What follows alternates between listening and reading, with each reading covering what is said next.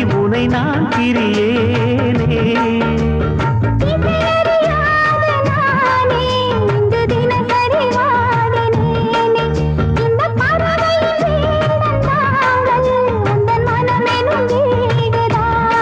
நீண்ட காலம் நேர்ந்த சோகம் நீங்கி போக நானும் நீண்ட யோகம் இழந்திடும்.